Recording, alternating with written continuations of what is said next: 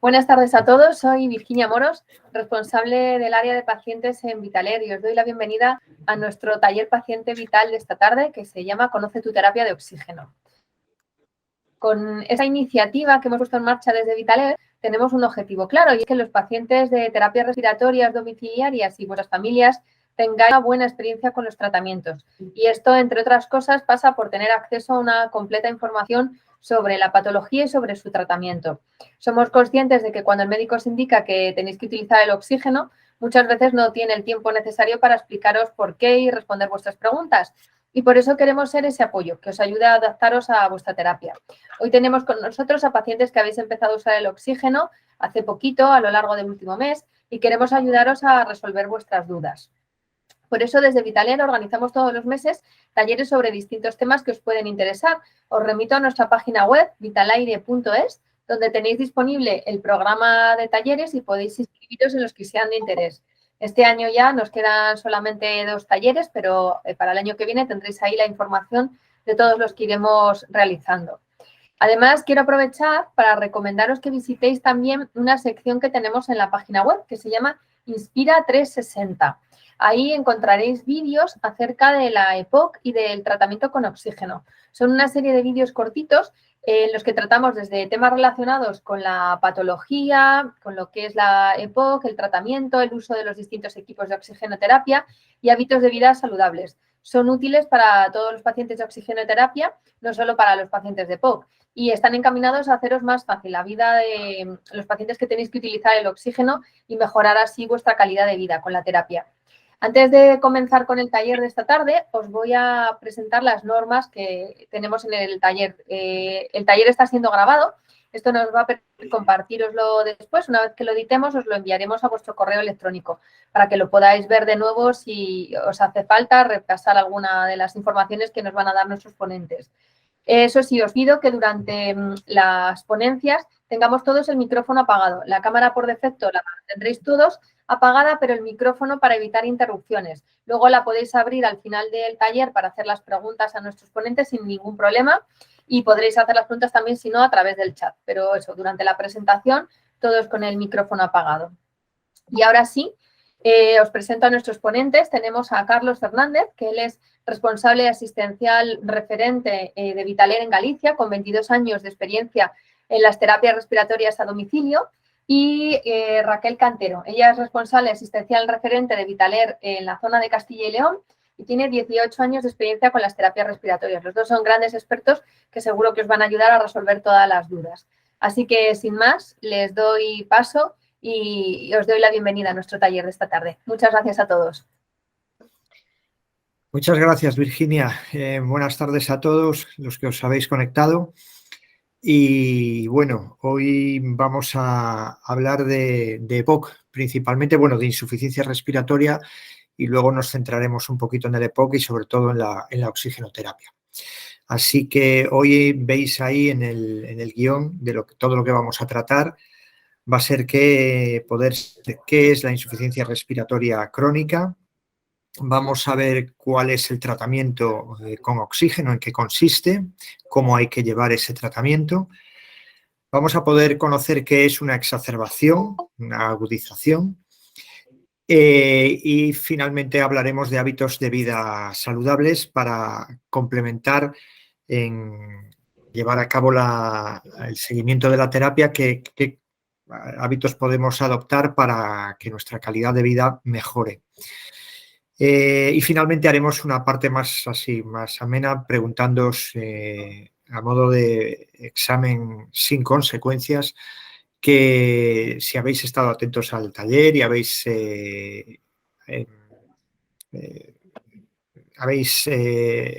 podido asimilar todos los conceptos que os vamos a detallar y que son el objetivo del taller de hoy. Bien, siguiente. Bien, pues el paciente para nosotros es la parte más importante de todo este proceso, así que somos conscientes que debéis ser considerados en todo el proceso, ¿no? Tanto en el diagnóstico como a la hora de la adaptación a la terapia, la evolución del tratamiento, y así que debéis de expresar en todo momento vuestras necesidades, vuestras preferencias, con nosotros, con la parte clínica que os da soporte y, por supuestísimo, con vuestro prescriptor. Eso lo tenemos muy presente en Vitalaire. Siguiente. Ahora vamos a centrarnos en qué es la insuficiencia respiratoria crónica. Siguiente. Bien, pues la insuficiencia respiratoria crónica es la incapacidad mantenida del sistema respiratorio para cumplir con su función básica, que no es otra que el intercambio de oxígeno y dióxido de carbono entre la sangre y el aire ambiente. Nosotros respiramos, entra aire a nuestros pulmones a través de todo el sistema respiratorio y el objetivo final es... Sí, no sé si alguien tenemos con el volumen un poquito sí, alto. Jacín, le silencio, ¿de acuerdo? Porque es mejor que tengamos todos el micrófono cerrado mientras dura la presentación de nuestros ponentes y luego al final ya les damos paso y al final de la presentación podrán hacer las preguntas activando el micrófono, ¿de acuerdo? Gracias. Perfecto. No, volvemos. Esa es. Bien, pues lo que ocurre es que debe haber un correcto intercambio, decíamos, entre el oxígeno que inspiramos y el dióxido de carbono que debemos exhalar para eliminar de nuestra sangre. Entonces, cuando algo no funciona bien a nivel de los pulmones, pues a veces eso se resiente y no podemos respirar correctamente. Cuando esto ocurre, en consecuencia, las células no pueden realizar sus funciones correctamente y los individuos que sufren esta insuficiencia respiratoria sienten una importante dificultad para respirar y tolerar el ejercicio. ¿Qué patologías en general las que más frecuentemente se dan en la insuficiencia respiratoria crónica? Pues va a ser el asma, va a ser la bronquitis y el enfisema pulmonar. Estas dos últimas se engloban dentro de lo que es el EPOC, que también nos centraremos un poquito en ello, porque la gran mayoría de los pacientes que son subsidiarios de la oxigenoterapia tienen un diagnóstico de EPOC. La bronquitis es la parte inicial del proceso y el enfisema pulmonar es cuando ya hay mayor afectación que incluso llega a los alvéolos, donde se hace este intercambio gaseoso que os comentaba. También hay que considerar a la neumonía, que provoca la insuficiencia respiratoria crónica. Ahora, desde hace unos años, como bien sabéis, pues la COVID-19 también es una enfermedad que también provoca este problema. Y luego otras enfermedades que afectan a la mecánica ventilatoria, en las que en principio el pulmón está mal, pero hay una hipoventilación y también aparece la insuficiencia respiratoria crónica. La mayoría de las insuficiencias respiratorias están relacionadas con el EPOC, como os decía. Siguiente.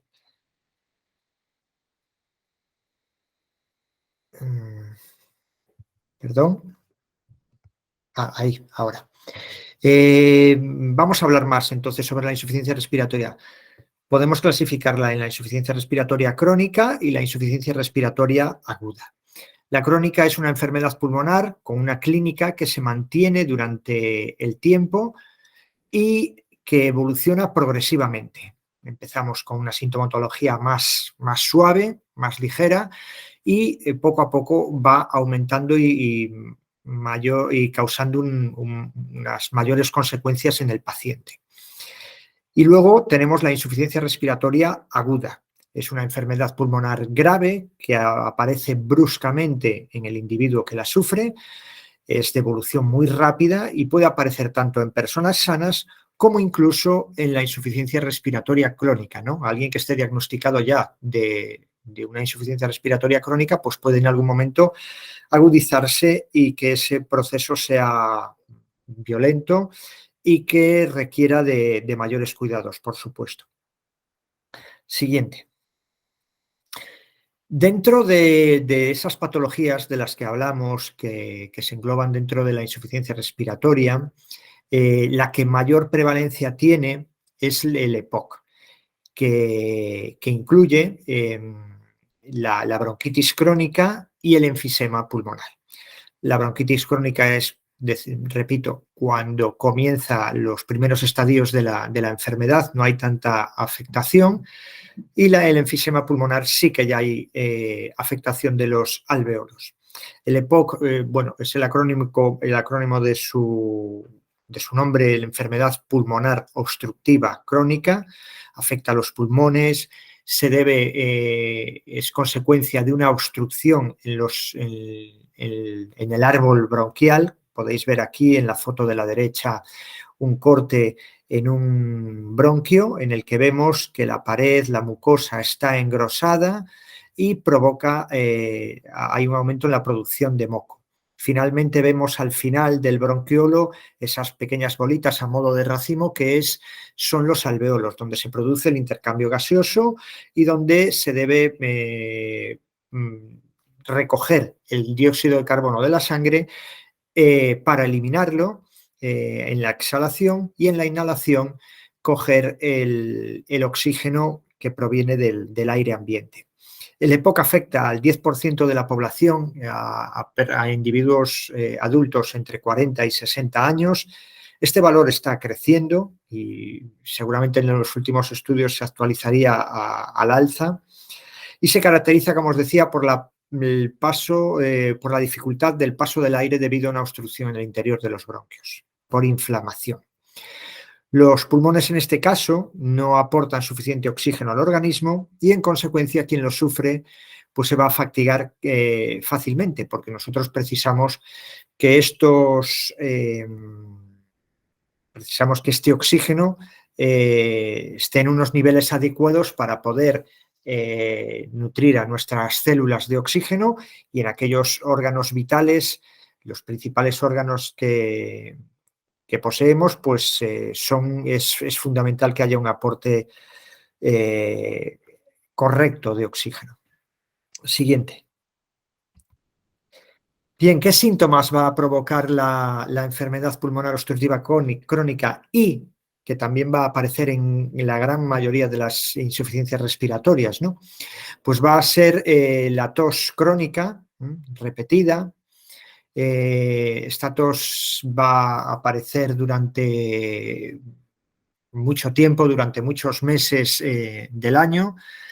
Va a haber cambios en las características del moco que se va a producir en cuanto a la calidad, el color, la consistencia, y en consecuencia va a provocar esa sensación de falta de aire en el paciente, que es lo que la parte clínica llamamos disnea.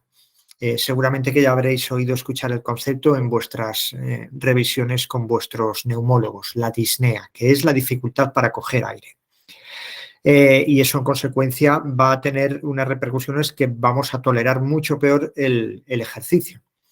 Vamos a poder sentir opresión en el pecho, ruidos respiratorios, que son los que conocemos como sibilancias. Se produce un ruido similar a un silbido. Esto también es muy característico, como sabréis, en el asma, por la estrechez de la vía respiratoria. Hace ese ruido que a la hora de exhalar parece un silbido. Luego va a aparecer también pérdida de peso. Se entra en un círculo vicioso en el que la falta de actividad, la desgana, la astenia, va a provocar que no haya apetito, y en consecuencia el paciente va a desnutrirse poco a poco, va a haber esa pérdida de peso progresiva. En consecuencia va a haber una falta de energía. Cada vez que tengamos que enfrentarnos a la actividad, pues nos va a costar mucho más. Y en consecuencia podrá aparecer la ansiedad o la depresión, incluso también. Es algo que, como podéis ver, es algo que va a ir en cadena, ¿no? Siguiente. ¿Qué causas son las que favorecen que aparezca la enfermedad? Es una de las preguntas que os haréis, ¿no? ¿Por qué a mí? ¿Por qué me ha tocado a mí desarrollar una enfermedad como la EPOC o una insuficiencia respiratoria crónica? Principalmente están relacionadas con el consumo de tabaco, bien sea un consumo activo o un consumo pasivo, ¿no? Ahora, gracias a la ley antitabaco, se verá en los años venideros que, debido al tabaco, pues no será la causa en pacientes que no eran activamente fumadores, ¿no? Los fumadores pasivos que había antes en las cafeterías, en los bares, y estaban muy expuestos durante muchas horas. Pero está muy claramente en los estudios relacionados que el EPOC viene causado por el consumo durante muchos años del tabaco. También hay que considerar la exposición al aire contaminado, bien el polvo, el humo de la combustión de la biomasa. Muchos pacientes mayores que han vivido en la zona rural calentándose en los inviernos con los hogares de leña, las chimeneas.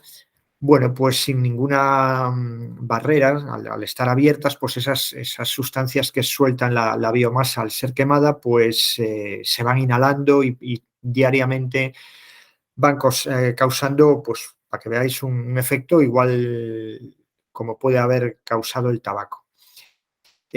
También habría que incluir aquí la contaminación ambiental, que aquí es el gran problema de la sociedad actual, que seguramente pues, en los años venideros muchos de nosotros estaremos expuestos a desarrollar una enfermedad pulmonar debido a la contaminación ambiental que como sabéis, está presente y continuamente estamos hablando de ella.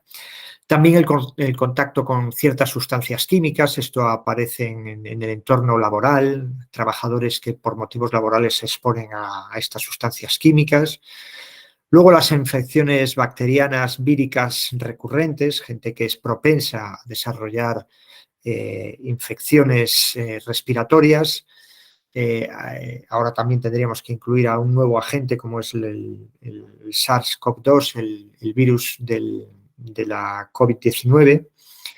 Y finalmente hay un grupo, digamos, de pacientes donde no estarían expuestos a sustancias nocivas, o sí, porque a veces pueden acompañarse de ambos motivos para desarrollar la enfermedad, como sería la ausencia genética de una proteína, la alfa-1 antitripsina. Y en este grupo se desarrolla la enfermedad porque esta proteína nos protege, que cuando estamos expuestos a una sustancia externa que provoca un aumento en la secreción del moco, es como una reacción natural del organismo, ¿no? A cuando siempre estamos expuestos, pues esa sustancia nos protege de ese exceso de moco. Cuando hay esa ausencia, pues estos pacientes que sufren esta ausencia genética, pues no pueden, no tienen esa defensa y entonces son mucho más vulnerables al EPOC. Siguiente. Sobre el tratamiento, bueno, una vez que se diagnostica la enfermedad, no existe una cura para poder erradicar el EPOC, pero sí que se puede controlar la progresión de la enfermedad y tratar la sintomatología. ¿Y qué es lo primerísimo que tenemos que hacer? Bueno, pues tratar de eliminar la causa que ha provocado el problema, que en la inmensa mayoría, como os dije, están relacionados con el tabaco. Así que, en consecuencia, lo primerísimo que debería hacer un paciente diagnosticado de EPOC es dejar el tabaco, romper con el tabaco radicalmente, no fumando. Se debe seguir el tratamiento indicado por el prescriptor, por supuesto, va a haber un tratamiento farmacológico, unos hábitos de vida que seguramente os indicarán desde las unidades de EPOC y mantenerse activo. Debemos cambiar el estilo de vida, debemos aumentar la actividad de forma moderada, adaptar cualquier actividad que creamos que podemos desarrollar, adaptarla al grado de afectación que tenemos. No todos vamos a tener el EPOC. Hay diferentes grados de afectación de la enfermedad y habrá gente que podrá adaptar a desarrollar una actividad más alta y otros pues deberán realizarla más moderada. Pero eso es fundamental, ¿no? Que no dejéis de hacerla, pero que sea moderada y adaptada a vuestras posibilidades. Debéis vacunaros para prevenir las infecciones respiratorias, daros cuenta que vais a pasar a ser una parte vulnerable en la que los microorganismos, pues bueno, tienen una facilidad mayor para asentarse y poder desarrollar una agudización. Entonces hay que cuidarse y para ello la vacuna es una herramienta que nos ayuda a prepararnos para luchar contra esas infecciones. Tanto la vacuna de la gripe como la vacuna de la COVID-19. Hay que seguir los consejos de nuestro prescriptor y seguir el programa de vacunación. Debemos utilizar el oxígeno. No todos los EPOCs, sobre todo los incipientes, están todavía tratados con oxígeno, pero sí los que hoy estáis todos aquí, por eso estáis en contacto con nosotros, sí que tenéis un tratamiento con oxigenoterapia y debéis cumplirlo tal cual os ha indicado vuestro prescriptor. Es muy importante y este tema vamos a insistir un poco más durante el taller. Debéis utilizar el oxígeno, entonces, en consecuencia, las horas que ha pautado el médico, tanto la pauta en cuanto a los litros minuto que os han indicado como el número de horas que os ha indicado. Es muy importante cumplirlo. Debéis conectaros a la ventilación mecánica en caso de que, además del tratamiento con oxigenoterapia, es posible que os hayan indicado un soporte ventilatorio para usar simplemente por la noche. Para quienes que estáis presentes en el taller y no sepáis de qué estamos hablando, algunos pacientes, cuando además de una insuficiencia respiratoria simple, hay una insuficiencia respiratoria global en la que se incluye que hay una caída importante de los niveles de oxígeno en sangre, al mismo tiempo hay una retención importante de anhídrido carbónico en sangre, pues muchas veces se indica la ventilación mecánica porque será la parte del tratamiento que más os ayudará a a realizar una ventilación correcta, ¿no? Y luego, a mayores, tendréis el oxígeno suplementario. Siguiente. Ahora vamos a centrarnos en la parte en la que tenéis más relación con nosotros, ¿no? El tratamiento con oxígeno. Y vamos a enseñaros cuáles son todas las fuentes que hay disponibles. Bueno, vamos a daros unas pinceladas y luego poder explicaros más con respecto a la importancia de cumplir el tratamiento con oxígeno. Siguiente. ¿Qué es la oxigenoterapia? Bueno, pues consiste en la administración de un flujo determinado de oxígeno que viene determinado por vuestro prescriptor, es siempre el médico quien lo indica, para corregir el déficit de oxígeno en sangre. Es un medicamento, desde el año 1995 pues ha sido considerado un medicamento y debe ser prescrito por un médico. A veces, aunque vosotros nos solicitéis, a veces nos demandáis, ay, quiero una fuente de oxígeno. Bueno, pues esto, como es un medicamento, debe ser siempre indicado por un médico. Nos va a indicar el flujo, como os decía antes, que es la cantidad de litros que vamos a tener que estar respirando, y en la duración diaria de esta terapia.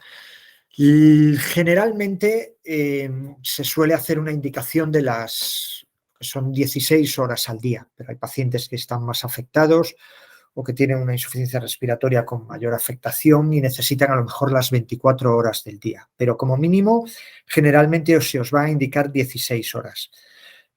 Ya en estudios de los años 80, un estudio europeo y otro estudio americano, dejaron muy claro que la importancia del cumplimiento para conseguir los beneficios esperados de la oxigenoterapia domiciliaria, que es cumplir con esa pauta, esos litros de oxígeno y sobre todo esas horas.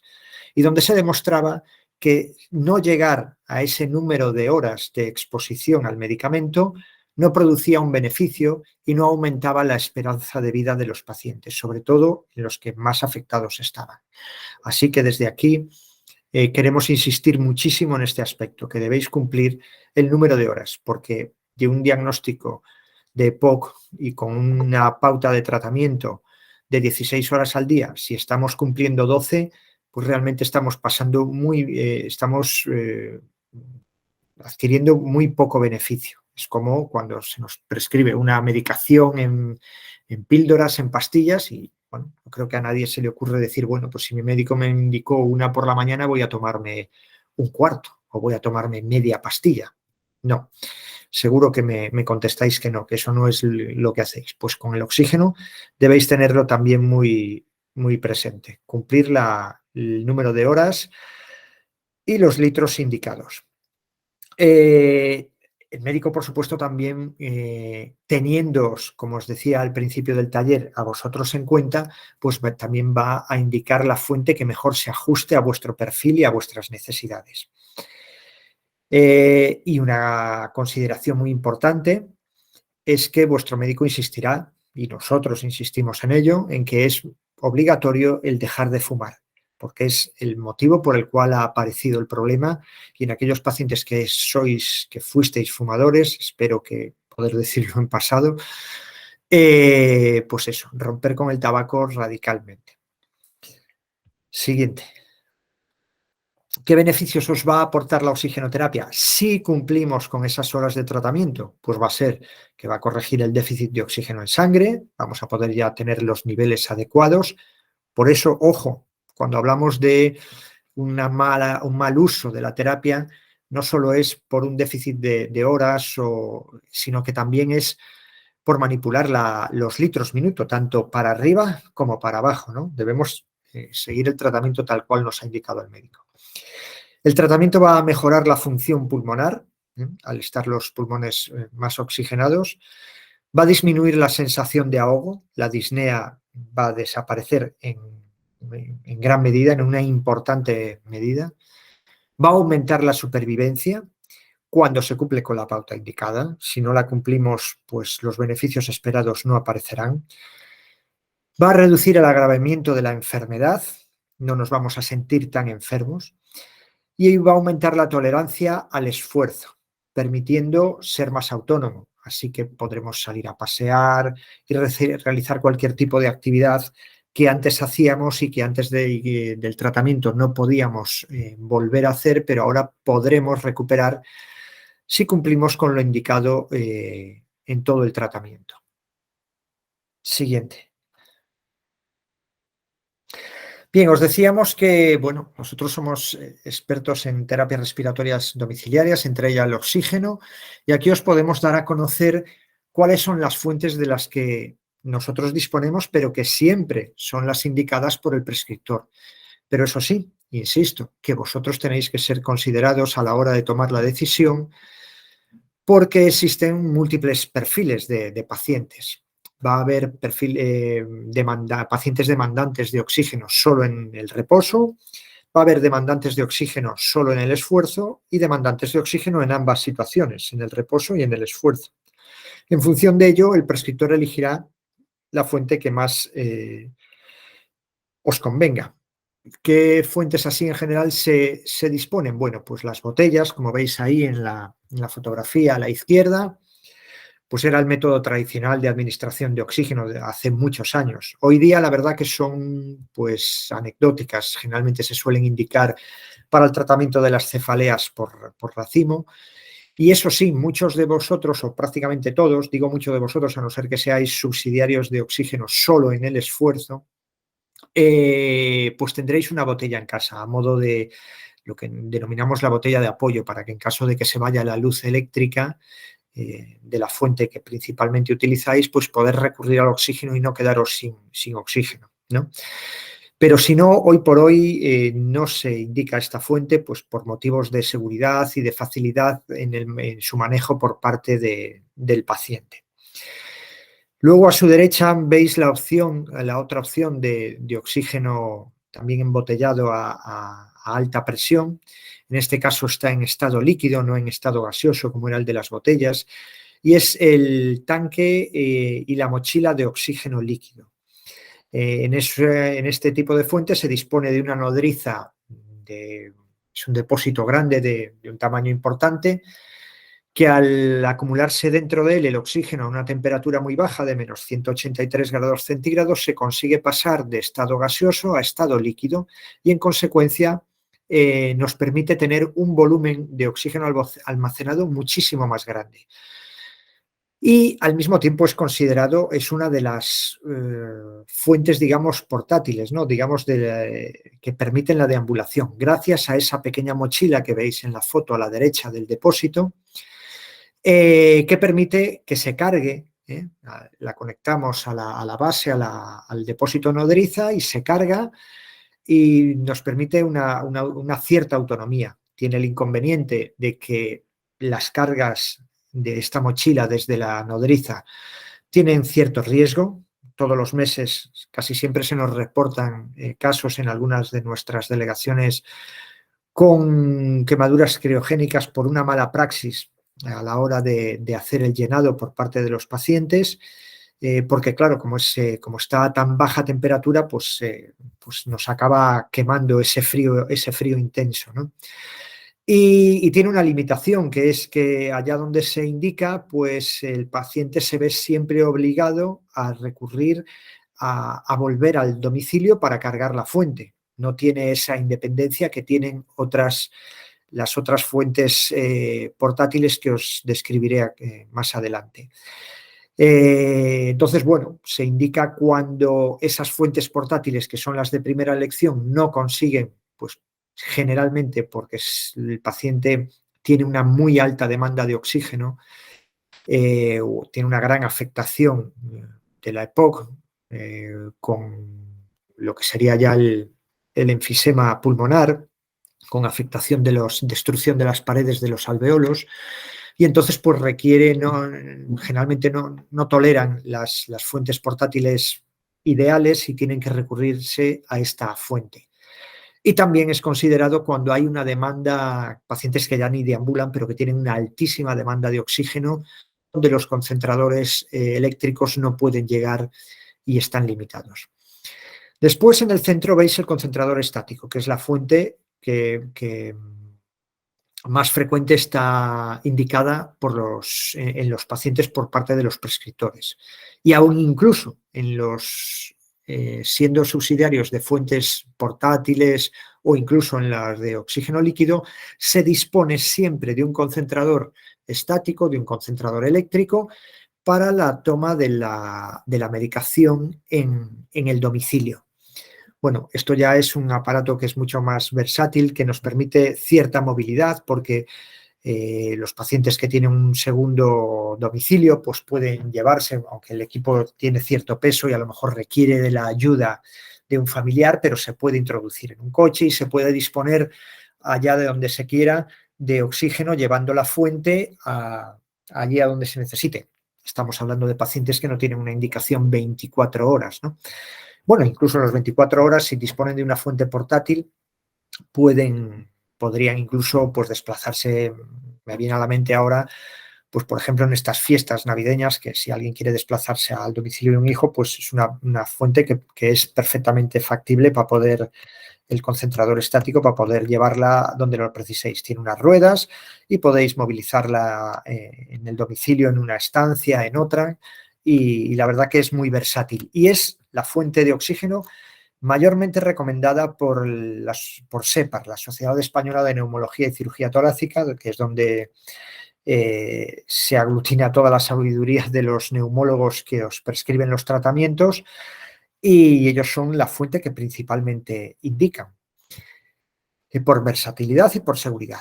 Y luego a la derecha veis dos opciones, que son los concentradores portables o transportables y el concentrador portátil. Bueno, aquí ya aparecen, el paciente dispondría de estas versiones cuando hay una indicación de oxígeno o en reposo, o incluso también en reposo y esfuerzo, pero que es un paciente activo, que se mueve, que 4 o 5 días a la semana sale fuera, y porque es muy recomendable.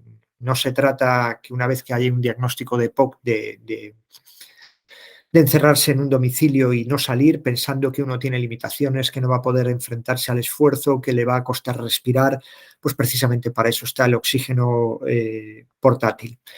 Los portables funcionan en modo pulsos y en modo continuo. En modo continuo es como funcionan todas las fuentes que hasta ahora os he estado describiendo, ¿no? O sea, es un aporte continuo de oxígeno. Y aquellos dispositivos que funcionan a pulsos son esos que, una vez que se los conecta el paciente a través de la gafa nasal a la nariz, pues el paciente inspira y la máquina solo emite y solo trabaja cuando está el paciente inspirando. Y entonces así lo que se consigue es optimizar la autonomía de las baterías. En los pacientes que pueden deambular con estos dispositivos, pero que no son capaces de respirar continuamente por la nariz, es cuando se van a utilizar en modo continuo, porque si alguien tiene una cánula conectada a su nariz y no inspira y expira, sobre todo no inspira siempre por la nariz, pues no se va a detectar esa respiración y entonces no es eficiente el aparato y entonces tenemos que pasarlos a trabajar en modo continuo. Y a la derecha se dispone de una fuente portátil, la más versátil de todas por lo pequeñita que es, pero también es cierto que cuanto más pequeño es el aparato, tiene que disponer de unas baterías más pequeñas, su autonomía es un poco menor, pero tiene la gran ventaja de que se puede disponer en aquellos casos donde se precise y esté justificado de una segunda batería, e incluso que siempre que el paciente salga fuera, tiene la opción de cargar a través del cable con el que se conecta a red, pues de enchufarlo a red y volver a recargar la batería. E incluso, tanto en la versión portable como en la portátil, en caso de que se viaje en coche, se puede disponer de un cable para su conexión al mechero del coche y que al menos no va a cargar la batería, pero al menos no se va a descargar y sí que va a estar emitiendo oxígeno para que el paciente lo tenga disponible. Pues estas son todas las fuentes de las que disponéis y ahora vamos a ver cuál es el criterio para indicar una u otra fuente. Siguiente. ¿Quién va a elegir la fuente de oxígeno? Pues va a ser siempre el prescriptor, ajustándose al perfil vuestro, lo que os comentaba. Va a haber un objetivo muy claro, que es que haya una correcta oxigenación. Es decir, aquí no se prescribe un dispositivo por ser más pequeño, más bonito, de un color que le satisfaga más al paciente, que sea más fácil de almacenar en un armario, sino que el objetivo es oxigenar correctamente a los pacientes, ¿no? En el futuro, seguro, los proveedores nos dispondrán de dispositivos que puedan monitorizar en tiempo real cómo está oxigenando un paciente y seguramente pues el valor de los litros minutos desaparecerá y lo que se indicará será unos niveles de oxígeno que vuestro prescriptor querrá que sea en el que os mováis, ¿no? Pero bueno, por ahora eso está todavía por llegar. ¿Qué debe valorar el prescriptor a la hora de indicaros el oxígeno? Pues la seguridad y la capacidad del paciente para manejar la terapia. Esto es obvio, ¿no? Si no tenemos capacidad pues, para manejar una fuente, por ejemplo, criogénica, como hablábamos, la del oxígeno líquido, y es un riesgo, pues no debería indicarlo.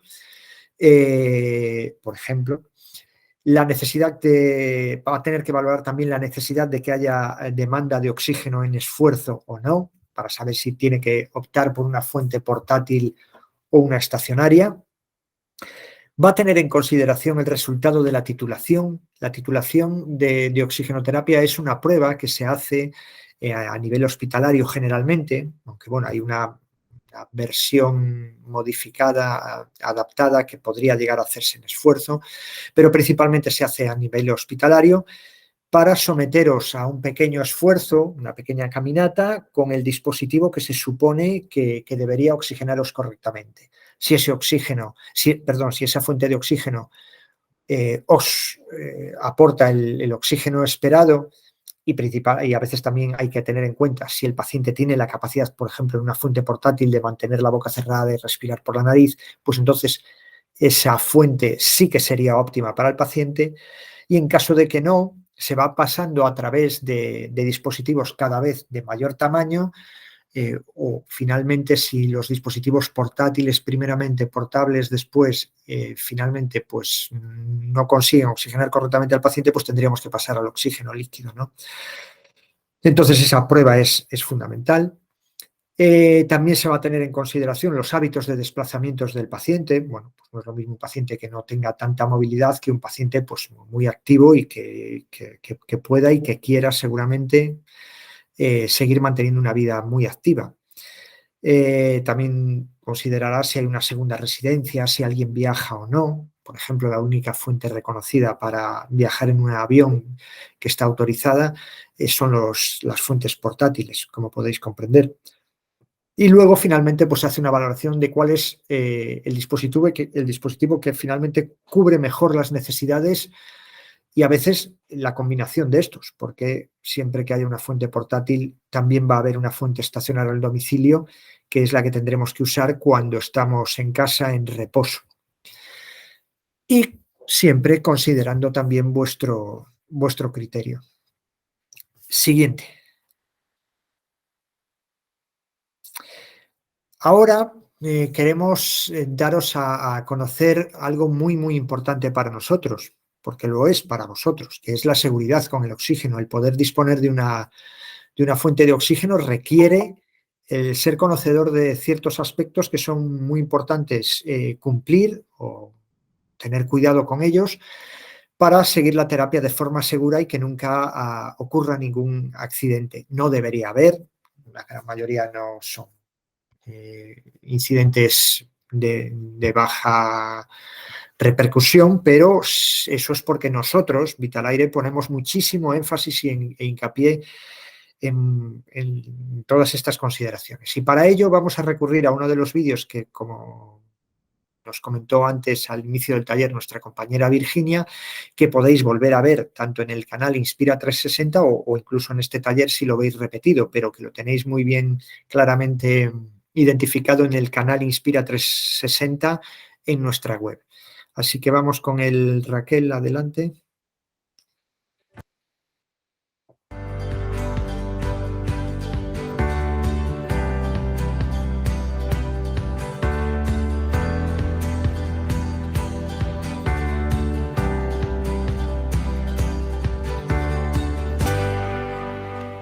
María, me han dicho que no se debe fumar cerca del oxígeno, pero ¿realmente es tan peligroso? ¿Hay más precauciones que deba tener en cuenta al utilizar el tratamiento? Fumar cerca del oxígeno es peligrosísimo, Isabel.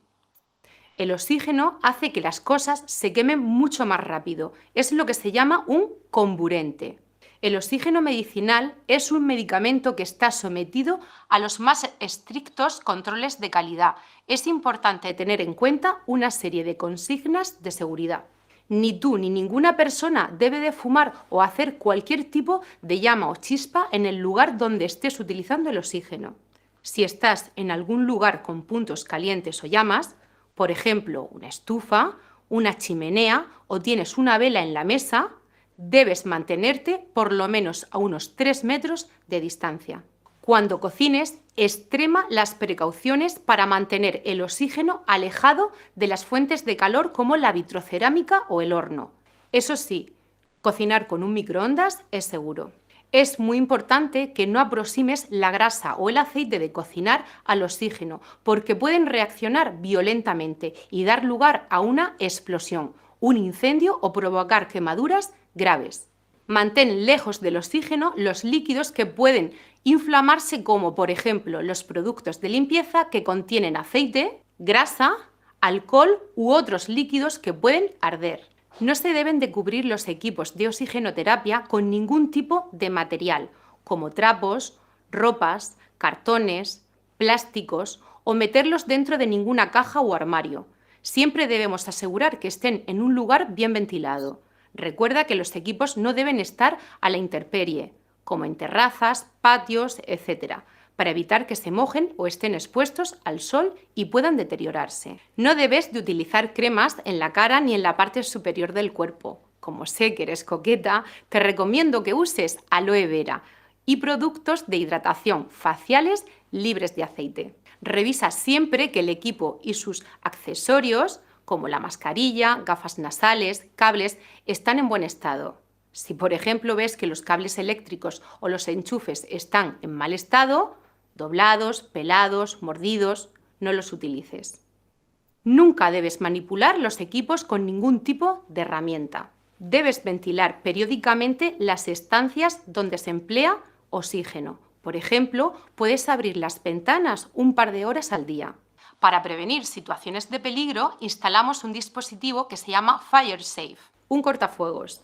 Una válvula de seguridad pequeña y ligera que impide la propagación del fuego. Se coloca entre las gafas nasales y la alargadera, y entre la alargadera y otra muy cortita que sale del dispositivo, lo más cerca posible del paciente y según el sentido del flujo del oxígeno. El FireSafe permite reconducir los accidentes relacionados con el mal uso del oxígeno en presencia de fuentes de calor, pero su uso no exime del cumplimiento de las demás consignas de seguridad que hemos estado explicando antes. Otra cosa importante en relación a este dispositivo es su limpieza. Cuando vayas a limpiarlo, recuerda usar una toallita húmeda para limpiar la superficie externa del dispositivo. No sumergirlo para evitar que entre líquido entre las conexiones con la alargadera y las gafas nasales o mascarilla. No tirar el dispositivo al hacer un cambio de gafa nasal. El FireSafe es reutilizable. De todas formas, ante cualquier duda que te surja, contacta con tu equipo Vitalaire. Para nosotros, la prioridad es la seguridad de nuestros pacientes y empleados.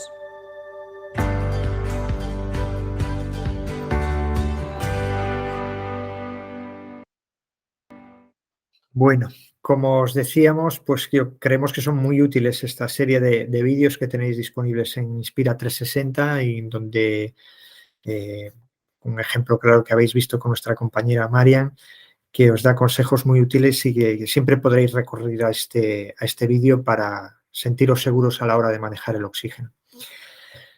Siguiente. Bien, ahora vamos a responder a ciertas preguntas que se suelen hacer los pacientes que siguen la oxigenoterapia y seguramente os podremos aclarar muchas cosas. Por ejemplo, ¿cuánto tiempo va a durar el tratamiento con oxígeno? Aquí solo el médico es quien va a poder determinar cuál es la duración del tratamiento. Hay tratamientos agudos y tratamientos que se pueden extender más a tratamientos crónicos. Y él es quien va a poder objetivar cómo estáis de niveles de oxígeno en sangre y va a ser quien tenga la capacidad de poder modificar esa pauta o bien suspenderla en caso de que haya, bueno, pues no haya ya la necesidad de seguir el tratamiento con oxígeno. ¿Puedo prescindir de algunos días de tratamiento? Pues en principio no. Como todo medicamento, el oxígeno debe ser tomado en función de la posología definida por el médico, tanto en litros como hora. En esto lo hemos recalcado muchísimo a lo largo del taller. ¿Puedo modificar el flujo de oxígeno prescrito por el médico? Pues en general no. Puede ser peligroso hacer modificaciones tanto al alza como a la baja, incluso que el tratamiento sea ineficaz. Solo en determinadas condiciones y siempre bajo la autorización del médico es posible que este flujo sea modificado. Por ejemplo, que haya ya un protocolo establecido para cuando tengáis una agudización, cuando tengáis un empeoramiento, pues en ese momento subir la pauta de oxígeno. Pero luego cuando volvéis a la situación basal, a la recuperación, volver a ponerlo a los niveles que teníais en ese momento. Eso siempre que tenéis que tenerlo muy claro. Siguiente. Más preguntas. Vamos a ver. ¿Cuánto me va a costar este tratamiento? Bueno, pues nada, está totalmente cubierto por la Seguridad Social en el caso que la prescripción venga de ahí o en caso de que haya sido a través de una compañía privada, también. Nunca nosotros os vamos a cobrar nada por el tratamiento. Cuando salgo de casa, ¿debo llevar el oxígeno? Bueno, pues sí, si la prescripción lo indica, así será. Si disponéis de una fuente portátil, es porque vuestro médico estima que debéis salir y que debéis salir con el oxígeno. Otra cosa es que haya una indicación de salir, pero que no haya esa necesidad de oxígeno en la deambulación. Entonces, en ese caso, no, ya solo el médico os pauta una fuente estática. Pero en caso de que tengáis la portátil, siempre debéis usarla. Y nos consta que a veces algunos pacientes no lo hacen correctamente y bueno, dicen, bueno, va a ser un pequeño esfuerzo hasta aquí al lado, no me voy a fatigar, pero luego eso acaba ocasionando una mala experiencia, ¿no? El paciente que luego no le anima a seguir saliendo. Si tenemos una fuente portátil, debemos utilizarla. ¿Puedo continuar el tratamiento si me voy de vacaciones? Pues sí, por supuesto que sí. No es una limitación el irse de vacaciones para seguir el tratamiento. Al igual que cualquier otro tratamiento farmacológico. ¿Qué ocurre? Que en caso de que no os vayáis a desplazar en esas vacaciones a un área sanitaria diferente a la que ha sido prescrito vuestra terapia, pues debéis contactar, nosotros os podemos ayudar, pues si existen dudas. Existe uno de los vídeos del canal Inspira 360, también os aclara cómo proceder. En nuestro servicio de atención al paciente también os aclaramos cómo proceder, pero básicamente se trata que cuando hay un cambio de área sanitaria, pues debéis comunicarlo o bien a nosotros, dependiendo de los, ya digo, de los protocolos que existan en cada provincia, comunicarlo a nosotros, o generalmente suele ser al gestor de las terapias respiratorias en vuestro lugar de origen, y ellos os indicarán cómo proceder correctamente para que esa terapia, en caso de que no sea el mismo área sanitaria, se dé de baja aquí y se dé de alta el mismísimo día que vosotros digáis que vais a hacer ese desplazamiento, se dé de alta para que podáis disponer del oxígeno y no os cause ningún perjuicio ni que sea una limitación para la movilidad en absoluto. Siempre hay una solución. Siguiente. Bueno, ahora en este tercer bloque del taller vamos a hablar del qué es una exacerbación, una agudización, ¿no? Son sinónimos, es un empeoramiento repentino de nuestro estado de salud. Siguiente. Bien, pues por definición es un empeoramiento de la enfermedad que produce un cambio brusco en el estado de salud y que generalmente se debe a un proceso infeccioso bacteriano o vírico. Va a ser fundamental en esta situación conocer los síntomas y signos de una exacerbación, ayudar que sepáis identificarla correctamente, porque esto nos va a ayudar a tratarla a tiempo, ¿no? Si lo cogemos en sus inicios, pues va a ser más fácil identificarla, tratarla, superarla, va a reducir el tiempo de recuperación y va sobre todo a impedir que sea grave, ¿no? Esto es lo típico que a veces lamentablemente hacemos todos, ¿no? Esperar al último momento, no, estoy bien, pero ya finalmente tenemos que entrar por urgencias. Bueno, pues no se trata de eso, se trata de poder conocer qué es una agudización, qué síntomas produce en el paciente para identificarlos y reaccionar cuanto antes con las medidas consensuadas con el prescriptor. No vamos a poderlas prevenir todas, evidentemente. Los virus, las bacterias están ahí y siempre nos van a colonizar en algún momento o en otro, ¿no? En mayor o menor medida, pero si actuamos rápidamente, pues sus consecuencias van a ser mucho menos graves y minimizarlas, ¿no? Siguiente. Principalmente vais a identificar en ese proceso de agudización pues una mayor dificultad para respirar, mayor dificultad de lo habitual, el sonido silbante en el pecho, que es que se estrechan las vías respiratorias, como os explicamos al principio del taller, que se debe en consecuencia al siguiente motivo, que es el cambio color y sobre todo la cantidad de moco que se produce en el árbol bronquial debido a reacción de la colonización de esos microorganismos. Y como debemos eliminar ese moco, pues va a aumentar la tos, ¿no? Nuestro cuerpo, como medida de defensa, lo que va a hacer es aumentar la tos para eliminar el moco y que el crecimiento bacteriano o vírico se minimice en mayor medida. Pero vamos a ver ahora en otro taller, en otro vídeo del canal Inspira 360, a través de nuestro doctor Iñaki Martín, cómo identificar mejor una exacerbación, y que, repito, lo vais a tener siempre disponible en el canal Inspira 360 para poder repasarlo, porque a pesar de que hoy yo os comente todo esto, seguramente a lo mejor muchas cosas no os acordáis y siempre lo tendréis a mano en nuestra web. Adelante.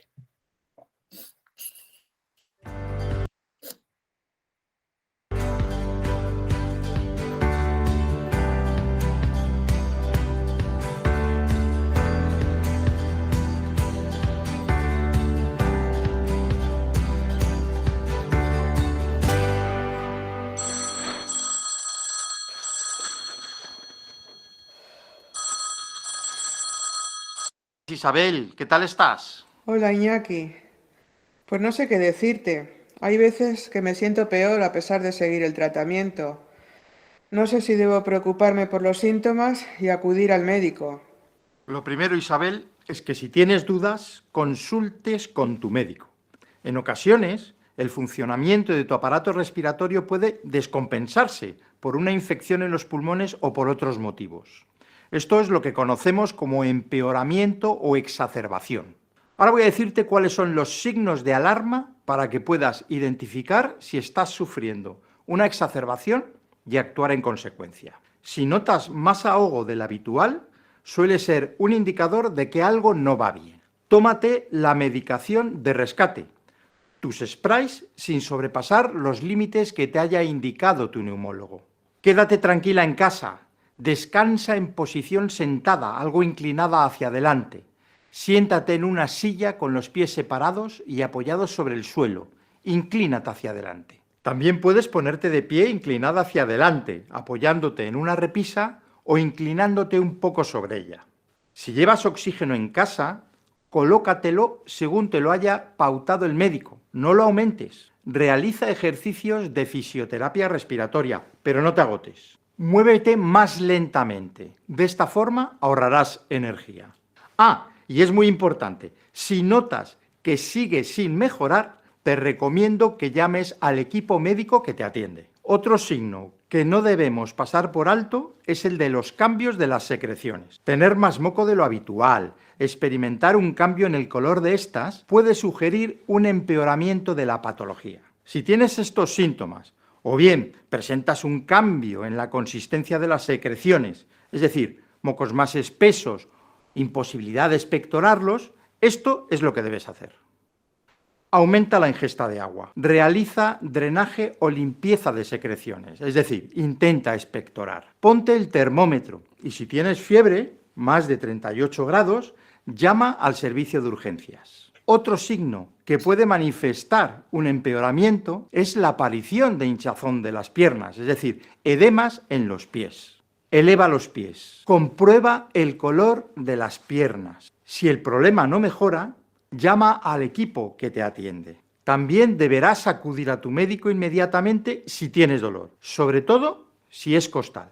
Si notas molestias, no dudes en acudir a tu médico y explicarle el tipo de dolor. En caso de que el dolor no sea controlable, acude al servicio de urgencias. Además del aumento de la disnea, cambios en las secreciones, hinchazón en las piernas y aparición de dolor, existen otros síntomas que te pueden hacer pensar que estás sufriendo una exacerbación. Tener más sueño del habitual durante el día o problemas para conciliar el sueño por la noche. Experimentar dolor de cabeza por las mañanas. O estar irritable o confuso mentalmente también pueden ser síntomas de que algo está empeorando. De todas maneras, Isabel, si estás preocupada, ten en cuenta que la prevención siempre es nuestro mejor aliado. Y para que te pongas manos a la obra, voy a resumirte las principales consignas que debes seguir para evitar, en gran medida, una exacerbación. No fumes. Realiza el tratamiento tal y como te lo ha prescrito tu médico. En este sentido, es muy importante que realices la técnica inhalatoria correctamente. Y si tienes dudas, pregunta cómo hacerlo. Si además de la EPOC padeces otras enfermedades como hipertensión o diabetes, debes asegurarte que las tienes bien controladas. Intenta mantener una vida activa con momentos para el ocio y para relacionarte con otras personas, ya que los trastornos de ansiedad y depresión pueden ocasionar un empeoramiento de la enfermedad. Por ello, si experimentas sensaciones como tensión, miedo, angustia, opresión en el pecho o tristeza, apatía, fatiga, etc., debes buscar formas para solucionar el problema. En definitiva, cuidar tu salud emocional es tan importante como cuidar tu salud física. Es importante que tengas presente qué tiempo va a hacer si piensas salir a la calle. Si hace mucho frío o llueve, si puedes no salgas o sal bien abrigado. Acude a las visitas programadas que tengas con tu equipo médico. Busca apoyo en tu familia. Finalmente, participa en los talleres Paciente Vital que organizamos desde Vitaler. En nuestra web vitaler.es podrás encontrar información sobre los mismos. Son talleres online impartidos por nuestros profesionales, donde compartimos información sobre la terapia. Además, te van a permitir conocer experiencias de otros pacientes en tu misma situación. Estoy seguro que esto te ayudará a gestionar mejor tu enfermedad. Si a pesar de todo, Isabel, tienes que acudir a un hospital para ser atendida, allí te verán médicos que podrán evaluarte clínicamente y además te realizarán una serie de pruebas como una pulsioximetría o una gasometría para conocer la cantidad de oxígeno que tienes en sangre, una radiografía de tórax para ver cómo están tus pulmones y un análisis de sangre.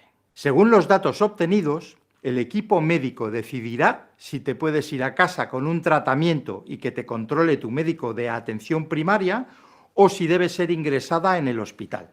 En caso de que sea necesario el ingreso, cuando vuelvas a casa debes cuidarte mucho, Isabel. Toma la medicación que te haya mandado tu equipo médico. Es posible que sea distinta a la que estabas tomando y cumple con tu tratamiento de oxigenoterapia. Con eso, poco a poco te irás encontrando más fuerte.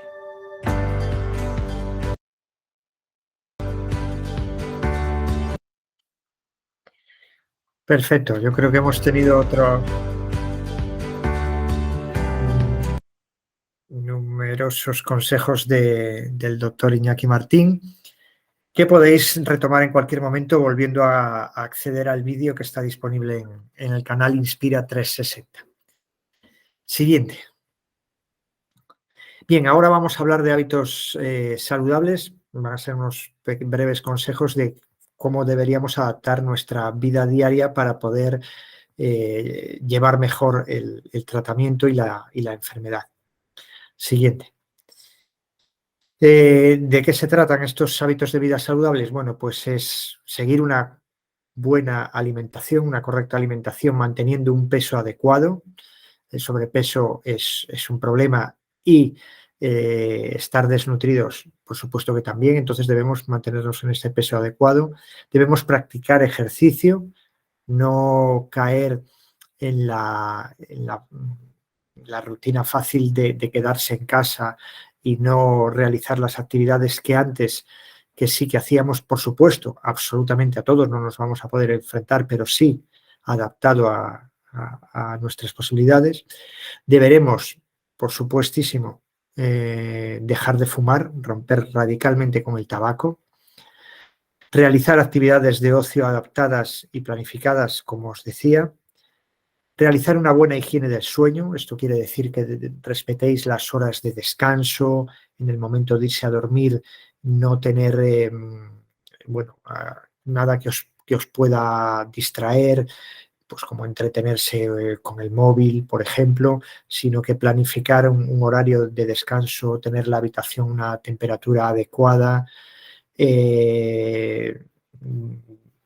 disponer de ropa cómoda para dormir y finalmente pues favorecer el sueño, ¿no? y respetar esas horas de sueño que serán muy importantes. E incluso en la siesta también, si la necesitáis. Luego, también seguir unas pautas de higiene para prevenir las infecciones respiratorias. Debemos estar en alerta porque el paciente con EPOC es más vulnerable y sobre todo porque las consecuencias de las infecciones son mayores. Entonces debemos siempre pues mantener una higiene que permita minimizar este problema. Siguiente. ¿Qué os recomendamos también relacionado con la alimentación? Pues seguir comidas ligeras, poco abundantes, pero repartidas entre 4 y 6 tomas al día, porque incluso en los estadios de poco avanzado hay dificultad incluso hasta para masticar y coordinar la respiración con el proceso de masticar, ¿no? Entonces, pues se trata de no hacer comidas copiosas, tomar líquidos en abundancia, entre 1,5 y 2 litros de agua al día, en caso de que no haya una indicación contraria del médico por que haya riesgos de retenciones, cuando hay además asociada seguramente alguna patología cardíaca que pueda provocar edemas por retención de líquidos. No tomar alcohol. El alcohol no es un componente dentro del tratamiento y lo que va a hacer va a ser perjudicarnos. Prevenir el estreñimiento aumentando el consumo de fibra, que está presente en frutas, en verduras o en cereales integrales. Evitar los fritos, no abusar de ellos. Comer despacio y sentado, a que cuando necesitéis el oxígeno en pacientes que estáis más delicados, pues a lo mejor tenéis que hacer pequeños descansos porque en el momento de comer a lo mejor no podéis disponer o os es incómodo estar con el catéter. Entonces, pues en ese momento pues hacéis un pequeño descanso y volvéis a poneros el oxígeno. Hay pacientes que sí que pueden mantener el oxígeno mientras comen. Si al comer aparece disnea, es mejor tomar una dieta blanda, fácil de masticar para no incrementar esa sensación de disnea y de ahogo. Y debemos evitar los embutidos, el consumo de jamón, el chorizo y el salchichón, sobre todo estamos hablando en exceso, ¿no? Se puede picar de vez en cuando, pero debemos tratar de evitarlos porque han salido estudios que se relacionan con un mayor riesgo de ingresos por agudización de síntomas respiratorios, cuando hay un alto consumo de embutidos. Y si no me equivoco, siguiente creo, perdón, la otra parte que recomendamos dentro de esos hábitos de vida saludables es el ejercicio. ¿Y por qué hay que hacerlo? Pues para aliviar la sensación de ahogo. Esto va a permitir que si de vez en cuando nos enfrentamos a él de una forma planificada, pues aquel día que tengamos que realizarlo lo vamos a tolerar mejor. Es como, vamos, el ABC del entrenamiento, ¿no? Alguien que nunca entrene, que nunca haga nada, pues el día que va a hacer un esfuerzo importante, pues después no le quedan ganas de volver de lo cansado y fatigado que se siente. Pues aquí pasa lo mismo. Lo que hay que caer es en la rutina de practicar ejercicio moderado. Hay que facilitar eso va a facilitar las actividades de la vida diaria. Vamos a poder seguir siendo unas personas con actividad social. Vamos a poder pasear, asearnos, subir las escaleras, viajar y tolerar todo eso de una mejor manera. Y al final esa potencial depresión en la que podríamos caer cuando nos diagnostican esta enfermedad que en cierto modo es limitante, pues lo vamos a llevar mucho mejor, ¿no? Si practicamos el ejercicio y nos vamos enfrentando a él poquito a poco. ¿Qué recomendaciones? Pues cada vez que lo vayamos a practicar debemos usar ropa cómoda, llevar una postura erguida, no olvidar el inhalador, porque cuando nos enfrentamos al ejercicio a lo mejor pues un día concreto no es el día ideal para hacerlo. Y bueno, nos resentimos y si tenemos el inhalador a mano, pues nos va a facilitar que podamos volver a respirar correctamente y no pasar un mal trago. Realizar los ejercicios de forma suave y progresiva. No se trata de convertirse en un atleta, no se trata de convertirse en Rafael Nadal, sino hacer todo lo que esté adaptado a nuestras posibilidades. Realizar las paradas cuando lo necesitemos, si estamos haciendo pues una pequeña caminata, una serie de ejercicios y necesitamos parar, pues paramos, no pasa nada, no ocurre nada, ¿no? Y luego, pues realizar los esfuerzos, otro consejo es realizar los esfuerzos en la expiración, va a facilitar que introduzcamos mejor, respiremos más fácilmente. Y eso, lo que os decía, pues realizar los descansos que necesitéis. Siguiente. Para finalizar, vamos a ver otro de los vídeos del canal Inspira 360 en la que nuestra compañera Marian nos indica qué podemos hacer, por ejemplo, en casa para seguir manteniéndonos activos.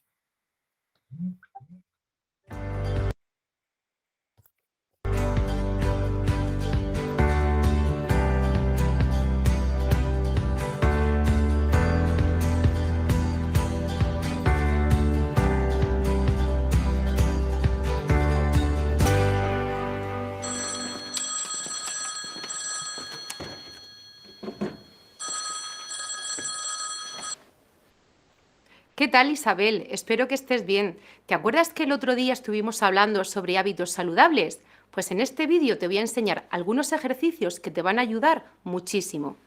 Y antes de que te asustes, Isabel, quiero que sepas que son muy sencillos y los puedes realizar en casa. Ya verás que si los haces durante un tiempo vas a mejorar y mantener tu fuerza muscular. Estos ejercicios los podemos realizar sin carga o con algún peso adaptado a nuestras posibilidades.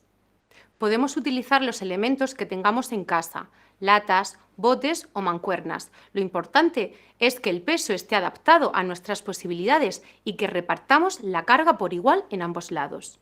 Realizaremos el ejercicio con calzado y ropa cómoda y en una superficie antideslizante. Vamos con el primer ejercicio. Vamos a combinar el movimiento de los brazos con el desplazamiento de las piernas. Para ello, llevamos brazos y puños al frente. Abrimos los brazos al tiempo que nos desplazamos a un lateral y recogemos brazos y recogemos piernas. Brazos al frente, abro y recojo. Lo importante aquí es que hagamos un desplazamiento de caderas, una apertura que nos sea cómoda en la que no forcemos. El siguiente ejercicio consiste en combinar la tonificación de los brazos con la elevación de las piernas. Para ello, colocamos los brazos en ángulo recto. Brazo, hombro, codo, en ángulo recto. Y abrimos los brazos al tiempo que elevamos la pierna y tomamos aire. Cerramos los brazos, al tiempo tiramos el aire y bajamos la pierna. Tomo y tiro. Tomo y tiro. Lo importante aquí es no elevar los brazos por encima de los hombros. En general, recomendamos que se hagan unas 10 repeticiones. En caso de fatiga, hay que disminuir la carga y el número de repeticiones. Pero lo importante es mantenerse activo. Además, te quiero recomendar un par de posturas que te van a ayudar en tu día a día para que realices menor esfuerzo. Por un lado, al agacharte a coger algo del suelo y por otro, al ponerte los zapatos. Para coger cosas que están en el suelo, los movimientos son: la pierna de atrás actúa como un péndulo. El cuerpo se mantiene en equilibrio con el pie y la cadera del lado en el que está apoyado. Si es necesario, apóyate en algún mueble para dar estabilidad. Debemos soltar el aire al agacharnos y tomar aire al volver a levantarnos. Para ponerte los zapatos, te recomiendo que utilices zapatos sin cordones a ser posible, para evitar tener que agacharte.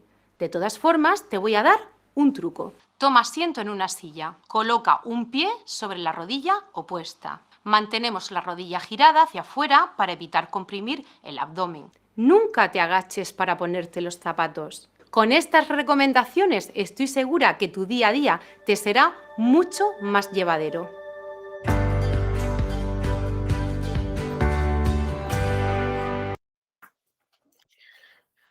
Pues genial, yo creo que también han sido muy descriptivos y muy útiles este tipo de ejercicios que os pueden ayudar en casa para días como hoy que hace mal tiempo, pero bueno, siempre que podáis salid fuera, que es donde os vais a encontrar mejor, ¿no?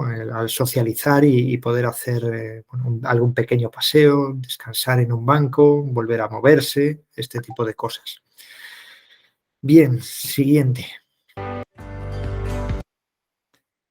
Y ahora vamos con este último bloque que os decíamos, que podía ser más divertido, en el que vamos a preguntaros ciertas cosas que expusimos en el taller y si han quedado claras y habéis asimilado bien los conceptos. Vamos entonces con la primera pregunta. ¿Cuáles son los síntomas de la EPOC? ¿Qué creéis? La tos, la disnea, que es la dificultad para respirar, la producción excesiva de moco en los bronquios, o todas son correctas. ¿Por qué opción os inclinaríais? Podéis contestar bien en el chat, que estaría el símbolo del bocadillo que tenéis abajo en la pantalla a la derecha. Si lo estáis viendo en un ordenador, ahora mismo no sabría deciros en el móvil, si lo estáis viendo a través del móvil. Y o bien, pues nada, tenéis el micro abierto y para ello, en caso de que lo tengáis cerrado, pulsáis el botón del micro que está a la izquierda, abajo a la izquierda, en la parte central, el último botón de la izquierda. ¿Alguien se anima con el todos son correctas? ¿Qué pensáis los demás? La 4, todas son correctas. Pues vamos a ver cuál es la respuesta correcta. Efectivamente, es lo que define muy claramente a la enfermedad pulmonar obstructiva crónica, ¿no? La tos, la disnea y la producción excesiva de moco. Muy bien. Siguiente pregunta. ¿El oxígeno creéis que es un medicamento? ¿Sí o no? ¿Qué pensáis? Que comentamos en el taller. Que sí. Estáis animándoos por el sí. Muy bien. Pues sí, es un medicamento. Bueno, no he dado tiempo a ver. Muy bien. Pues sí, correcto. Veo que alguien ha levantado la mano. Vamos a responder a las preguntas al acabar. Al acabar, quedan 3 preguntitas de este pequeño examen y ya os respondemos a todas las preguntas. Pues muy sí, señor, es un medicamento y debe ser considerado como tal y es lo que pretendemos, daros toda esta información para que lo asimiléis y podáis tenerlo en consideración y cumplir con la pauta, sobre todo, porque es muy importante. Siguiente. ¿Puedo fumar si estoy en tratamiento con oxígeno? ¿Qué creéis? ¿Que sí o que no?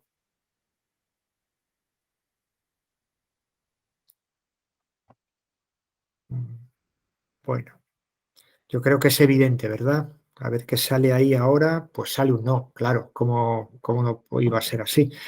Pues no, no podemos, no debemos fumar. Así que os rogamos que, hombre, vosotros sois los que tenéis la última palabra, pero nuestro consejo es que no, que rompáis radicalmente con el tabaco. Siguiente. ¿Qué debo hacer si creo que estoy sufriendo una exacerbación? ¿Consultarlo al médico? ¿Esperar a encontrarme mejor y no hacer nada? ¿Tomar algún medicamento por mi cuenta a ver si mejoro? Siempre hay alguien que pueda tener una buena idea. O preguntarle a esa figura entrañable que es el cuñado, que todo lo sabe. ¿Qué pensáis que es? Consultar al médico. Bueno, os estáis animando por la 1. Y es... Efectivamente, estaba claro, ¿no?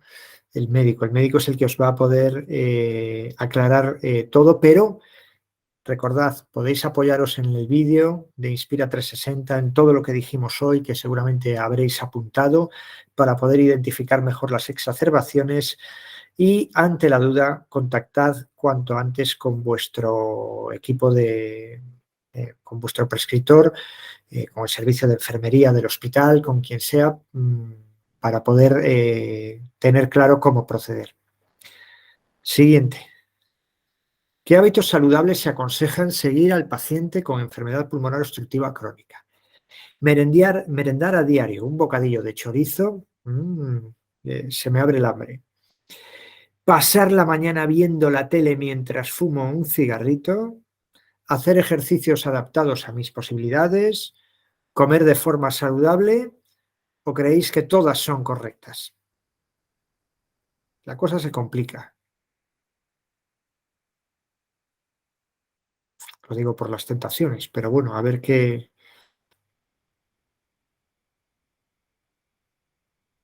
Hacer ejercicio como 3 y 4. Muy bien, 3 y 4. Pues vamos a ver si hay premio. La respuesta correcta es la 3 y la 4, ¿cómo no? Pues sí, señor, veo que tenéis los conceptos bastante claros. Voy a tener que optar por la matrícula de honor. Bueno, vamos a por ella, que creo que viene ahora la última pregunta. ¿Dónde? Pues no, se habían acabado, ya la habéis conseguido. Tenéis la matrícula, habéis respondido todos muy bien a las preguntas. Bueno, ahora os dejo con algo que os va a comentar mi compañera de nuevo, Virginia. Gracias, Carlos. Nada. Bueno, pues si quieres, Raquel, sigue compartiendo tu pantalla y ya voy comentando yo. Antes de dar paso a las preguntas, os queríamos presentar la aplicación móvil que hemos desarrollado en Vitaler. Se llama Mi Vitalaire. Si pasamos a la siguiente diapo, por favor, Raquel. A ver, ahora. Bueno, pues os explicamos un poco. Con esta aplicación de móvil podréis hacer un seguimiento preciso y sencillo de vuestra terapia de oxigenoterapia y además tendréis acceso a realizar las gestiones relacionadas con la terapia.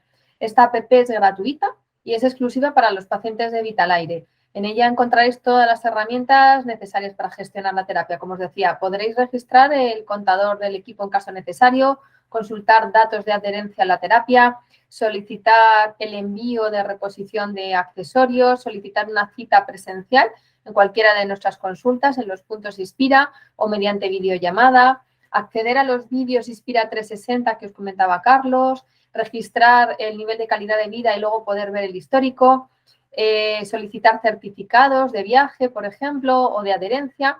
Y además, si no encontráis la información, os podemos llamar sin coste y os ayudamos con la atención personalizada de nuestro contact center. Es muy sencilla de usar y solo tenéis que descargar la aplicación. Ahí os hemos puesto un QR y luego yo os enviaré un correo electrónico en donde además os incluiré el link también directo para que os podáis registrar y empezar a usarla. Solamente tenéis que introducir vuestro número de paciente y ahí ya veréis que el proceso es bastante sencillo. De todas formas, os vamos a enseñar un vídeo para que podáis ver en qué consiste.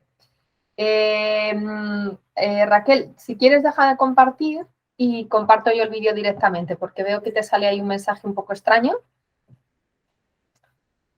Vale, pues comparto yo mi pantalla y os enseño para que os hagáis una idea de en qué consiste la aplicación.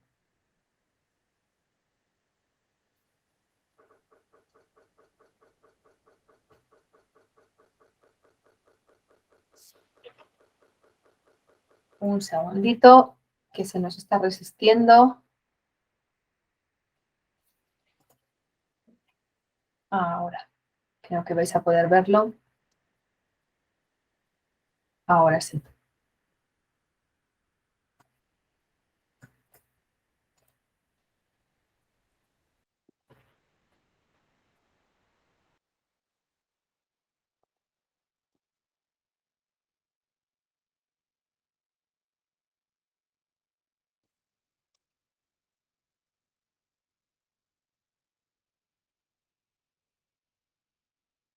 No tenemos audio, no sé, al menos yo no lo escucho. No se oye. Un segundito porque sí, veo que no se oye. Un momentito. A ver. Vamos a hacerlo por otro medio. Vamos a compartir la pestaña. No se escucha. Sí, vamos a cambiar la forma de compartirlo que ahora seguro que lo vais a poder oír. Un segundito.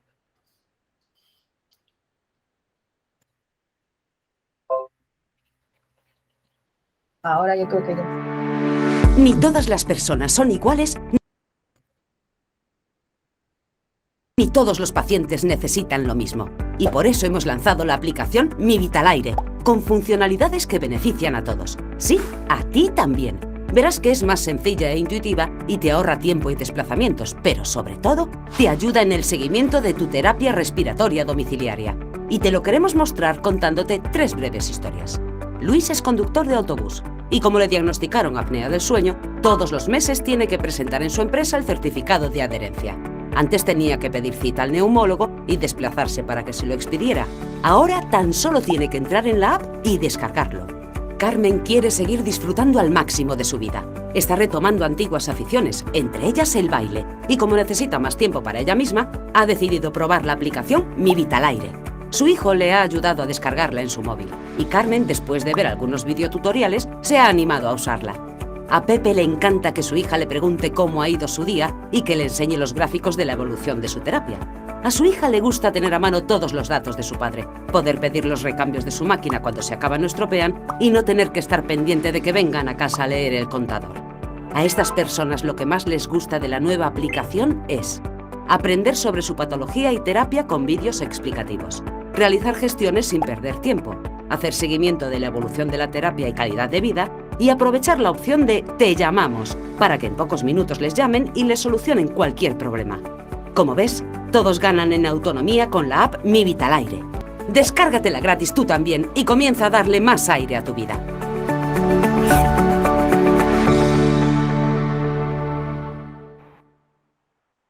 Bueno, pues como os decía antes, Al finalizar el taller os enviaremos un correo electrónico con un pequeño cuestionario de valoración sobre qué os ha parecido el taller y aprovecharemos ahí para mandaros una serie de materiales que seguro que os van a ser muy útiles, como la guía de viajar con oxígeno y la guía también de buenas posturas cuando se trata de ahorrar oxígeno en nuestra vida diaria, y además os incluiremos el link para que podáis acceder a descargaros la app.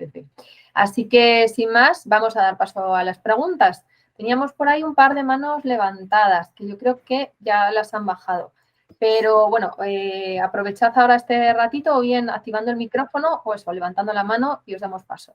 Tenemos por aquí a señor Anónimo, que no sé muy bien quién es, para que nos pregunte algo. Adelante, activa tu micrófono y adelante. Hola, buenas tardes.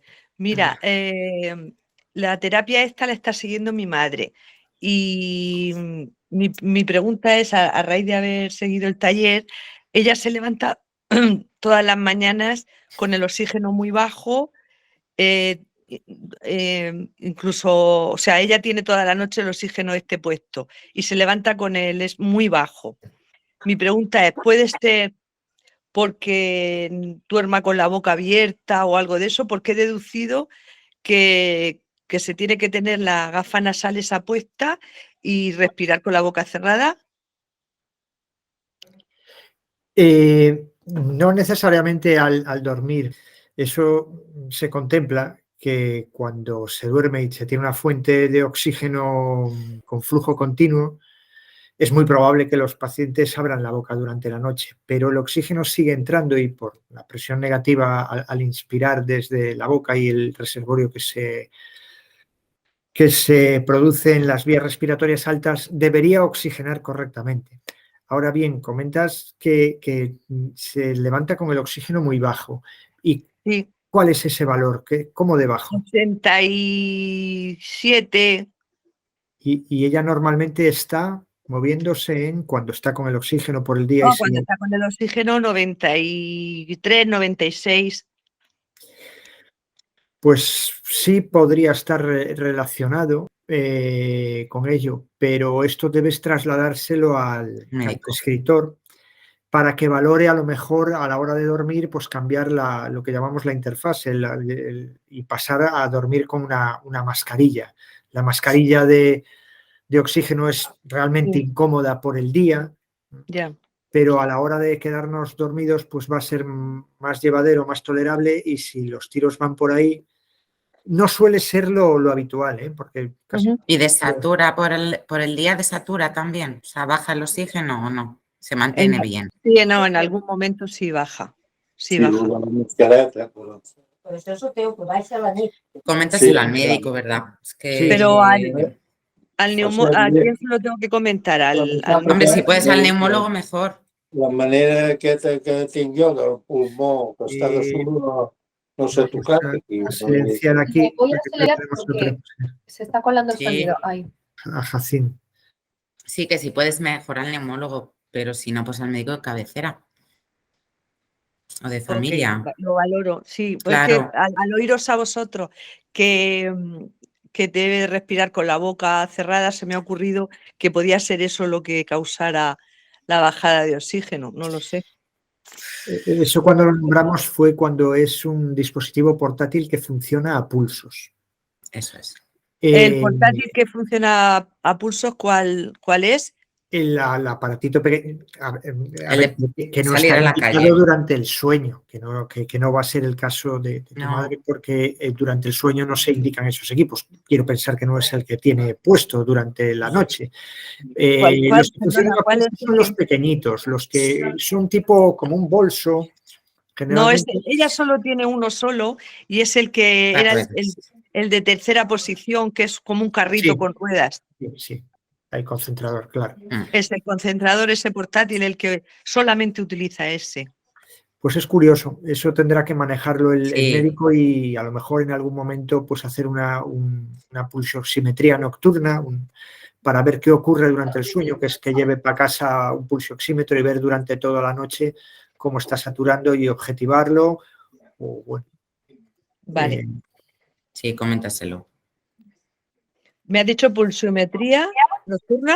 Nocturna, bueno, eso siempre es bajo criterio médico, pero Correcto. No, Sí. ya, claro.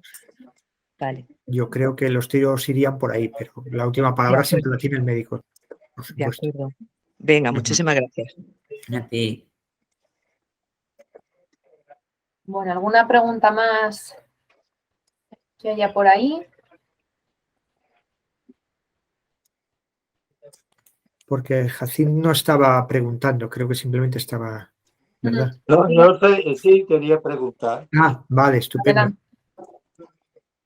Bueno, a ver, yo de todo lo que he estado escuchando, no sé si lo que me pasa a mí, supongo que le pasa a más gente, no no creo que sea el único, ¿no? Pero resulta que me encontraron, cuando me hicieron esto, de que tengo un pulmón de corcho, me dijeron. Porque yo tuve mucha psoriasis en su momento y se ve que el tratamiento que me hicieron para quitarme la psoriasis, según se ve, perjudicó el pulmón y tal. Y entonces, aparte de que cuando tengo el oxígeno mejora mucho y tal, pero se ve que hay algo que soy muy sensible al polvo, al no sé qué, porque hay como una alergia. Entonces eso, claro, me hace que a pesar de que tenga el oxígeno muy bien a 96 o 90 y pico, pero sigo a veces sufriendo una mala respiración. Y claro, no sé, esto con las dificultades que hay hoy para conectar con médicos y tal, porque esto de los hospitales, ya sabe, no hace falta que lo explique, pues no sé, digo, es que claro, porque precisamente pues mi hijo me trajo un aparato que cuando detecta que hay polvo o células de no sé qué en el ambiente, se pone en marcha y las absorbe. Pero claro, esto no lo puedo llevar siempre encima.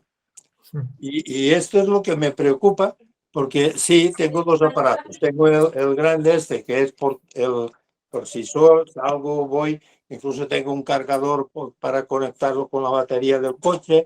Y cosa muy curiosa, que en el sitio que me encuentro mejor de todos es dentro, cuando voy en el coche. Con el aire acondicionado del coche lo pongo y respiro como si no tuviera el pulmón, como si tuviera el pulmón bien. Y esto es lo que me llama la atención a mí, que digo, pero qué pasa? ¿Y cómo hay que solucionarlo esto? Si es que hay una solución. Pues Jacinto, es un caso complejo, no tengo una fácil respuesta, porque No, ya. habría que ver muchísimos datos suyos. Nosotros dése cuenta que somos expertos en terapias respiratorias domiciliarias, que somos enfermeros, que no somos los neumólogos. Ya. Pero, hombre, primeramente, insista en que parece que nos transmitió que tenía dificultad para contactar con su neumólogo. Es su derecho. Hay canales y vías para protestar y reclamar cuando una intervención de seguimiento pues se extiende mucho en el tiempo a través de atención al paciente de los hospitales, reclamándolo porque yo creo que a lo mejor lo que le ocurre a usted es que veo que a lo mejor puede haber falta de información por parte de su neumólogo, que a lo mejor sí que se la dio, pero no llegó en ese momento a comprenderla bien. No, a mí lo único que yo no he querido entrar es que me ofreció una medicación de unas pastillas que no saben si dan resultado o no. Bueno, pero de momento tengo toda una hoja de consejos que son fatales, porque me dijo, me tendría que poner, no sé qué, no podría salir a la calle. Se me puede inflamar y las manos y no sé qué, y diarreas y tal y cual. Y claro, me negué a tomar esas pastillas porque dice, ¿pero esto va a curar? Ah, no lo sabemos. Pues ya. claro, Con yo tan no pocas puedo hacer garantías es de muy laboratorio difícil. de pruebas. Claro. Es comprensible su actitud de Y claro, Jacinto. yo ya tengo 78 años y luego, pues la verdad, lo consulté con un médico de la nota y este médico, el neumólogo, lo consultó con una doctora que está en un hospital de Barcelona, que son los que están haciendo el ensayo de estas pastillas, y dijo que, en fin, dadas las circunstancias de mi caso y tal y cual, pues que no era aconsejable que tomara esas pastillas. Ya. Pero claro, ahora qué hago con la doctora que me ha cogido esto, si yo no hago caso de ella ni nada, en fin, no lo sé, igual. Que me encuentro en un caso que es un poco extraño y que me encuentro así como desatendido, la verdad. Y el oxígeno, claro, mientras tengo 90 y algo y tal y cual, pues voy haciendo bien. Pero hay veces, como hoy, pues me asfixiaba y el oxígeno lo tenía bien. Entonces dices, bueno, pues, ¿qué hacemos aquí, no? ¿Qué pasa? Yo creo que tiene que haber alguna otra razón que no solamente debe ser la falta de oxígeno, debe ser algo más, no sé. Pues sí, al final mi consejo, porque ya le dije de cuáles son nuestras limitaciones. Sí, no, ya lo veo, yo también entiendo que ustedes, claro, no pueden aconsejarme porque no conocen. Bueno, no, yo es lo que le iba a decir, sí que puedo aconsejarle que siga pues trasladando el tema a que también es otro derecho que tenemos los usuarios de la sanidad pública, que es a la segunda opinión, como si es a una tercera. No desfallezca en eso, siga reclamando para que tener más información de otro porque es un caso complejo y las alternativas que le han dado estos doctores con ese tratamiento a modo de prueba, pues no es muy... poca gente se inclinaría a lo mejor seguramente por él. Yo creo que usted ha hecho bien, ¿no? Y más consultándolo después con una segunda opinión. Claro, es que yo como he sido autónomo, he sido constructor autónomo, pues tengo una mutua. Y fue la mutua, al final el médico de la mutua, que me dijo, aquí hay que hacer un TAC de tórax. Y fue el que me descubrió que tenía pulmón de corcho. Porque no es que no me haya quejado nunca, que ella me encontraba dificultades de respirar y tal y cual y no sé qué. Yo he sido constructor y naturalmente en los años primero, pues el polvo del cemento, del amianto de la uralita, todo esto, no es, y he fumado también, ojo, también, pero fumar hace muchos años que lo dejé. Pero claro, todo esto, supongo, la psoriasis y no sé qué, he tenido tantas cosas que me han podido cargarse el pulmón, pero tampoco es, bueno, es igual. Y yo no sé si es suficiente con el oxígeno, no lo sé. Pero lo que dice José Carlos, al final tienes derecho a una segunda opinión, entonces, o a que te valore otro neumólogo. Entonces, sí, pues tengo sigue derechos, reclamándolo. Pero desgraciadamente hoy los derechos... Porque es que nosotros en eso, ya lo al sé, final ya es lo sé. muy De diagnóstico, no tengo muy... queja porque pedí unas mascarillas, esto que hacía el comentario usted, que para según cómo funcionan mejor porque concentran la respiración y tal, pues las pedí y me las trajeron. Y no de Vital Aire no me puedo quejar. Pero en fin, claro, hay otras cosas, pero en fin. Sí, pero igualmente si no, con la médica de cabecera o de familia, pues eso, que te lo tramite ella. Bueno, no, es un doctor. Bueno, el de cabecera es un doctor. sí, le he puesto femenina, pero bueno, No, puede ser ya veo, masculina perfectamente. yo tengo que decirle una cosa. Me inspiran más confianza las doctoras que los doctores. Ah, bueno, pues mira. En muchos casos, en muchos casos. Sí, se lo digo tal como lo pienso, no por nada, pero en fin. Pero, Jacinto. bueno, no, ya lo sé que hablar o criticar o no sé qué no está bien, pero es que creo que por ahí a veces también nos perdemos, ¿sabes? Porque no se le puede... A ver, la doctora que me atiende, la neumóloga, solamente me ha visitado personalmente 2 veces, las otras por teléfono. Y cuando voy allí, está ella sentada en el despacho y estamos a 4 metros de distancia. Porque es que, claro, no me ha hecho ninguna prueba, no me ha escuchado siquiera. Nada, por razones más para ir a una segunda opinión o una tercera. Jacinto, está este es claro. el consejo que Es nosotros que esto es lo que me extraña a mí de un profesional. Es que no lo sé. Claro. No, sí.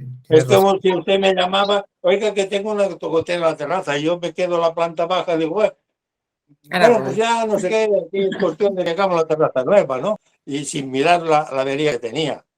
Pues esto es la sensación que me da. Bueno, Claro. aquí vamos a dar paso a otros pacientes que yo creo que tienen dudas por ahí, que si no se nos va el Bueno, tiempo. vale, venga, Que vaya bien. disculpen la... Nada, tranquilo. Mucha suerte, Jacinto. Pues Sí, eso vaya es, bien. eso espero, y muchas gracias por escuchar mis lamentos y tal. Bueno, sí. Gracias. Muchas gracias a ti. Ojalá pudiéramos hacer. Saludos. No sé si Ya, de Gregorio acuerdo. quería hacer alguna pregunta, que había activado el micrófono.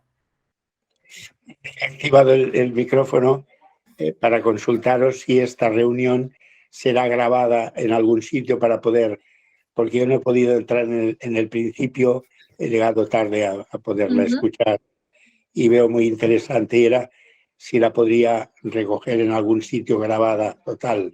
Pues sí, Gregorio, está siendo grabada y ahora al finalizar el taller les enviaremos un correo electrónico con información y un cuestionario y demás de valoración y en un par de días que tengamos editado el taller se lo enviaremos también a su correo electrónico. Así que estén pendientes, si no lo ven, miren en el spam, porque a veces puede que entre en la carpeta de spam y ahí recibirá la grabación para poderla ver tranquilamente luego de nuevo. Estupendo, pues muchas gracias. Más que todo es que es muy interesante y por eso quería revisarla otra vez tranquilamente y desde el principio. Muy bien, pues bien. sí, la tendrá Gracias por disponible ello. en un par de días, en esta semana. Gracias. Gracias por su interés, Gregorio. Gracias. Bueno, no sé si algún paciente más tiene alguna duda.